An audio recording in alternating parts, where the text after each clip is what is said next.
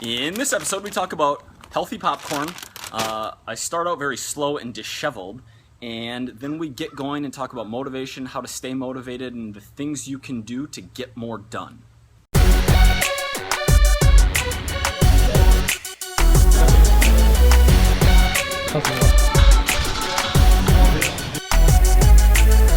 Hello everybody, welcome to Equals and Alternatives, episode 86. I'm your host, Mike Vacanti, and today we are reviewing some healthy looking popcorn in a green bag, good source of fiber, cholesterol free, gluten free, certified, white cheddar flavored. So I walked into CVS, this was on an end cap, nice pretty stand, some healthy popcorn, and I'm not a big popcorn lover myself, but I know a lot of people are. Thought it would be good to review.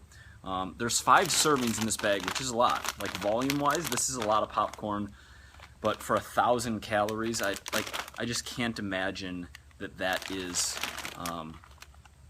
good calorie per volume for the amount of popcorn that we're getting. So to jump into the alternative before we start talking about this, I am requesting the alternative to come from you guys. Anyone who has a good healthy popcorn, a good low-calorie popcorn, a good replacement for someone who is in a deficit, really likes popcorn, can't make very much fit their intake for the day.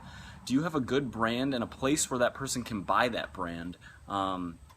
Leave your suggestion below in the comments, because I'm curious not for me, but so that other people can benefit from that.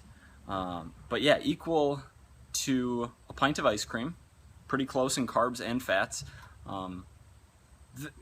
It depends what you like, right? If you really enjoy ice cream, make the ice cream work. We've talked about that before. That is what matters more than anything else. Where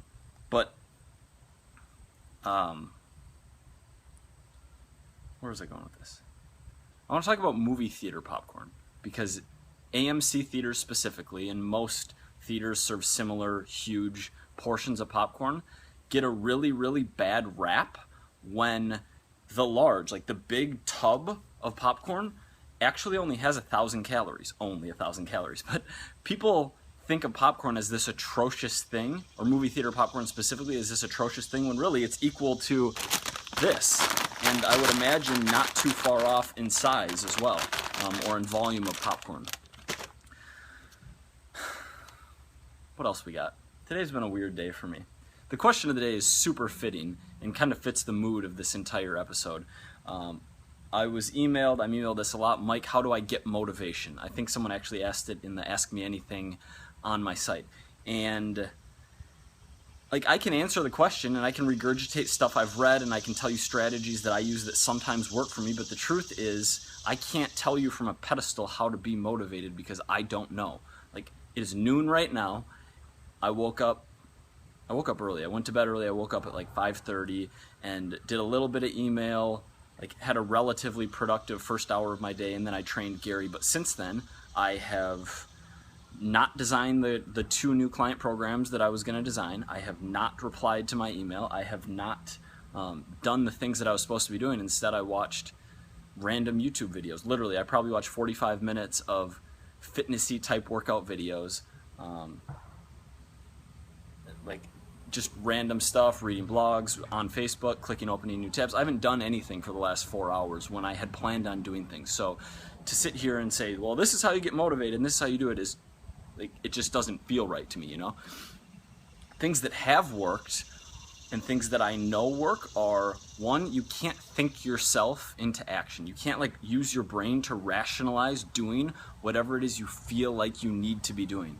So rather than trying to think your way through it, just go and do something. Even if it's not the one thing that you know you're supposed to be doing, that you have to be doing, go and do anything. Go and do the dishes, change rooms, go take a shower, do anything, because we think that we can think ourselves into a motivated state when really doing something, so the actual action, it's like a catch-22, creates that motivation. And that action can be any kind of physical action. It can be like I said, just to change an environment.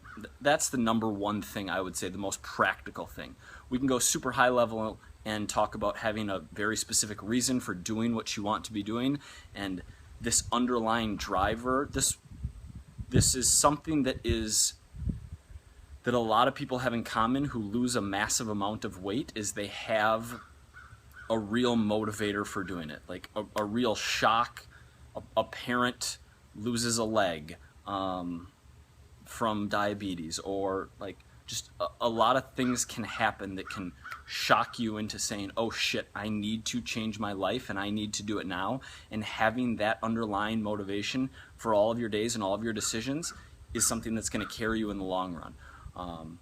If you believe in the type of work that you're doing, you're going to be able to do more, to do it better, to put in more hours day to day, week to week, than if you're doing a job that you're only driven by the paycheck, or you're only driven by like your boss's expectations. If you need to be making money to feed your kids, to put food on the table, that is a motivator to do a good job and to work a lot of hours. So having a reason up here, and then on the day-to-day, just getting yourself going. When I was 15 minutes in, when I was watching some stupid, is this guy natural or is this guy on steroids thing that had a super sweet thumbnail that made me click it, I should have, instead of watching that 17-minute video, I should have X'd out and I should have gotten up and I should have brushed my teeth. Because I know that simply moving, simply getting out of that state where I'm laying on my bed and like gonna open a 7th tab, I am going to stop that negative momentum and be on course for something else. And then after I brush my teeth, go back, maybe I don't lay back down in bed. Maybe I come outside. Maybe I bring a book out here. Maybe I bring my laptop out here. Maybe I start doing what I'm supposed to be doing. But at least gives me the opportunity to get unglued from my screen. So I don't know if that was relevant or answered your question about motivation.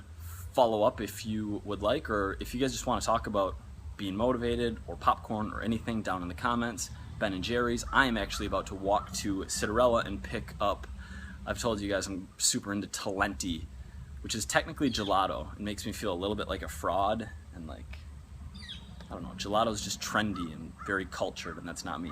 But it's delicious. So either the coconut flavor, or there is a milk chocolate flavor that's also really good. It's like 800 calories, fits my rest day macros nicely. That's what I'm gonna do. Hope you all have a great day. Remember, your body is still counting macros even if you're not.